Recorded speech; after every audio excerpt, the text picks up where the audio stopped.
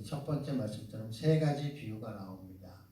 밭에 감추인 보화, 밭을 경작하다가 보화를 발견하니까 그 보화를 숨겨두고 그 밭을 사서 보화를 취하고자 하는 것이죠.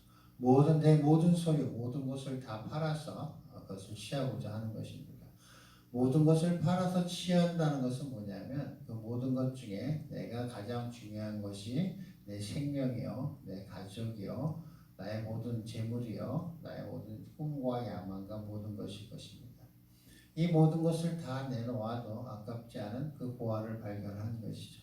또 진주는 어떤 것이냐면 좋은 진주를 찾는 장사꾼이 그 가장 좋은 진주를 발견하게 된 것이죠. 그래서 있는 진주 모든 것을 다 팔아 그 하나를 취하려 하는 것이 그 말씀입니다. 모든 소유를 다 팔아서 그 진주를 산다. 또 그물의 비유입니다. 그물은 고기를 무는 물고기. 고기를 잡는 그물을 쳤는데 그 그물은 고기를 모을 정도로 그만큼 뭔가 자기의 스스로 모든 기능을 다할 수 있는 그 그물에 비유하는 것입니다. 그것도 그 그물로 인해서 고기를 잡았더니 좋은 것과 나쁜 것을 가려서 좋은 것은 취하고 나쁜 것은 버리는 것을 비유하십니다. 우리의 삶 가운데 무엇이 소중한가? 진주를 구하는 사람은 진주요, 또한 보화를 찾는 사람은 보화요, 또한 고기를 잡는 사람은 그물이 가장 소중한 것이고 그것에 가치를 둡니다. 우리의 삶이 여기서는 보화와 진주와 그물에 비유했지만 우리의 삶이 무엇을 추구하는 삶이고 무엇을 바라보는 삶이고 내가 이 땅의 삶을 살면서 어떠한 것을 취하고자 하고 어떠한 것에 가치를 두느냐에 따라서 모든 그 가치는 바뀝니다. 우리가 보통 사람들이 진주를 구하기 위해서 모든 것을 다 팔진 않습니다. 모든 사람이 좋은 그물인지 알지만 모든 것을 다 팔아서 그 그물을 취하려 하지 않습니다. 우리 삶 가운데서 우리가 바라보는 것이 영생이냐 영적인 것이냐 아니면 이 땅에 사는 것으로 만족하고 이 땅에서 최대한 즐기고 최대한 뭔가 누리려고 하는 사람들은 이 영적인 것이 보이지 않는 것과 같습니다.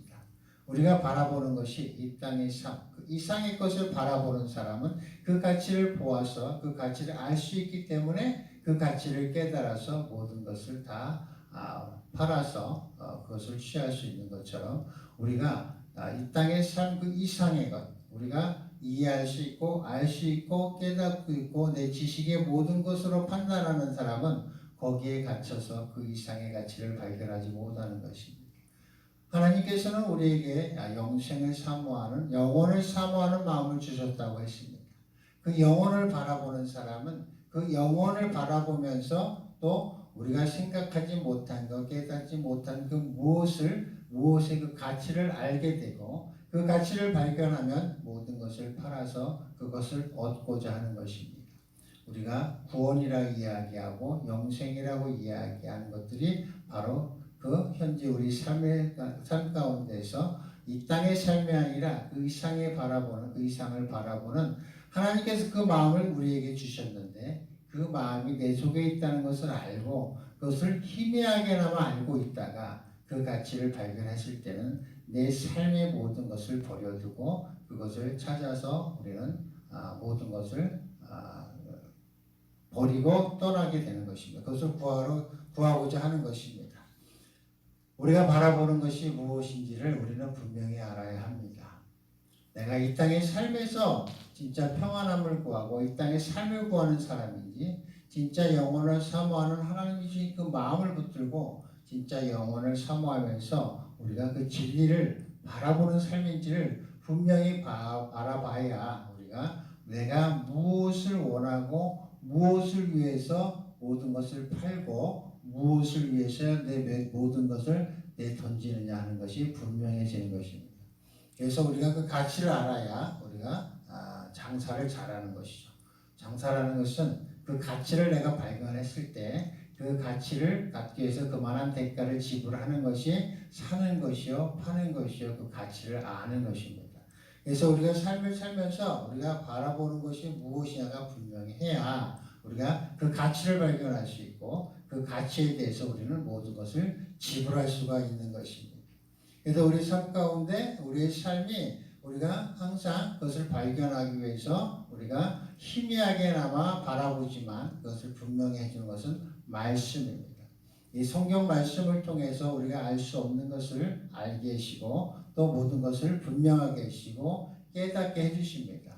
우리의 삶이 우리가 깨닫지 못하고 알지 못하는 그 무엇인가가 내 모든 것을 분명하게 해주고 밝혀주고 그것이 진리라는 것을 깨달아 알면 우리가 하나님이 계신 줄을 알면 우리가 성경 말씀을 보지 않을 수가 없으며 또한 성경 말씀의 그 맛을 알면 이 성경 말씀이 꿀송이보다 더 단 그런 꿀보다 더 단 그 맛을 느낄 수 있으며 그 가치를 알고 그것을 통해서 우리가 무엇인가 내 인생에 이제 모든 가치를 발견할 수 있다는 확신이 있으면 이 말씀을 사모하고 사랑하고 매일 이 말씀에 대해서 갈급하지 않을 수가 없는 것입니다.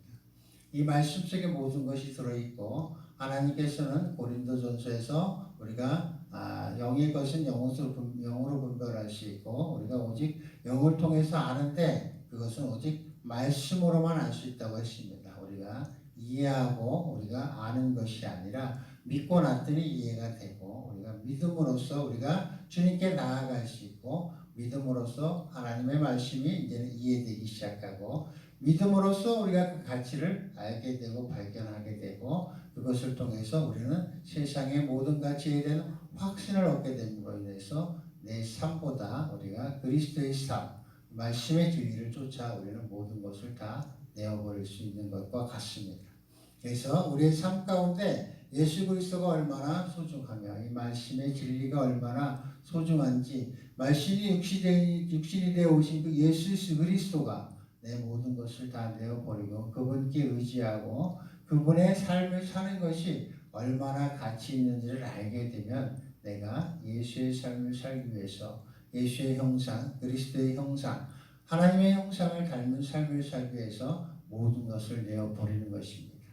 내 지식, 내 감정, 내 교훈, 내 경험 모든 것이 다 가치가 없는 것이 오직 우리는 그리스도의 형상을 닮기 위해서 내 감정을 십자가에 못 박고 내 지식을 십자가에 못 박고 내가 이때까지 추구해왔던 모든 가치를 십자가에 못 박아 죽이고 오직 그리스도의 형상을 따라 우리는 가는 것이 그것이 얼마나 가치 있는지 깨달아 알아서 모든 것을 버릴 수 있고 모든 것을 향하여 우리는 나아갈 수 있는 것입니다. 또 여기서 보면 고향에서 배척을 받으신 예수님의 삶이 나옵니다. 예수님의 육적인 삶에 대해서는 그렇게 많이 표현되어 있지 않지만 그 형제와 어머니가 오셨을 때 그가 내 형제냐 하나님의 뜻을 아버지의 뜻을 향하여 가는 자가 내 형제라고 말씀하셨고 이번에는 또 예수께서 고향에 가신 말씀이 나옵니다. 고향에 갔더니 목수의 아들이다. 저 사람의 어머니는 마리아요. 그의 형제들은 야고보, 요셉, 시몬, 유다라 하더라.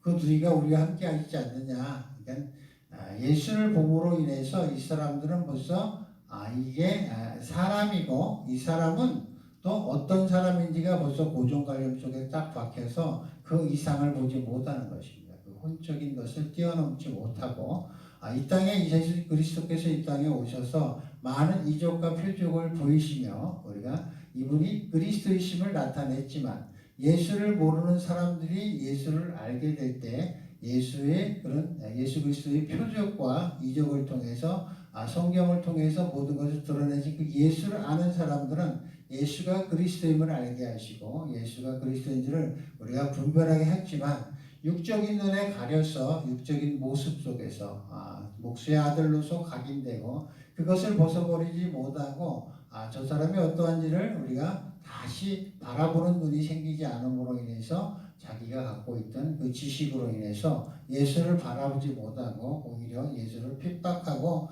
예수를 믿지 않게 되는 것이죠. 그래서 우리가 내가 아는 지식과 내가 아는 이해, 내가 아는 이성을 가지고 예수 그리스도를 바라보면 예수가 그리스도가 아니요 그냥 한 인간으로밖에 보이지 않는 것입니다. 그래서 우리가 혼적인 관계 속에서는 우리 인간의 관계 속에서도 그 상대방이 어떠한 사람인지를 바라보지 못하는 것이에요. 내 감정, 내 지식, 그 사람에 대한 선입견, 내가 이때까지 경험해왔던 사람에 대한 고정관념을 버리지 못하면 내가 대하고 있는 그 사람도 이 사람이 얼마나 영적이며 얼마나 하나님이 사랑하시고 내가 이 사람을 어떻게 사랑해야 하고 어떻게 대해야 하는지를 깨닫지 못하고 내 생각, 내 경험, 내 지식, 내가 이때까지 겪어왔던 그 사람들의 인상들, 관상들을 향해서 또 그런 것을 판단하기 때문에 거기서 벗어나지 못하는 것이에요. 오직 우리는 주님의 말씀에 의지해서 사람을 바라보고 그 사람을 사랑하고 그 사람을 대할 때 영적인 관계가 되고 우리가 예수가 고향에 가셔서 어떤 취급을 받았는지를 생각하면 내가 내 상대방을 그렇게 취급하는 것이죠. 예수를 그리스도로 바라보시는 그 눈이 있어야 내가 내 옆에 있는 사람, 함께하는 사람들을 그 눈으로 바라봐야 영적인 관계가 되는 것이고 하나님이 기뻐하시는 뜻을 향하여 그 사람을 우리가 서로 사랑할 수 있고 용납할 수 있는 관계가 되는 것입니다. 그래서 우리가 혼과 영의 관계를 혼적인 관계, 영적인 관계, 육체적인 관계를 분별할 수 있으면 그것이 분별이 되면 하나님이 원하시는 것이 무엇이고 내가 이 사람과의 관계가 어떤 관계가 되어야 하는지를 분명히 알 수 있는 것입니다. 그래서 항상 우리는 깨어있기 위해서 기도하며 말씀을 보면서 내가 어디에 갇혀 있는지, 내가 묶여 있는지, 내가 무엇을 바라봐야 하는데 잘 못 보고 있는지를 분명히 봐야 하나님의 눈, 그리스도의 눈, 성경에 말씀하시는 영적인 관계를 우리는 살펴 알 수 있고 분별할 수 있고 그것을 통하여 주님이 기뻐하시는 우리의 관계를 만들어 나갈 수 있는 것입니다. 내가 나를 십자가에 못 박고 그 사람을 사랑할 수 있는 것은 내가 그 사람을 사랑해서가 아니라 하나님이 나를 사랑하고 하나님이 그 사람을 사랑하고 그 사람이 나와 함께 사랑하는 관계를 원하시기 때문에 내 감정과 내가 갖고 있는 지식과 모든 걸 십자가에 못 박고 하나님이 원하시는 그 사랑을 할 수 있는 것입니다. 하나님이 주신 사랑이 얼마나 큰지 그 보화가 얼마나 대단한지 그것을 깨달아 알면 그것을 취하게 되어 있습니다.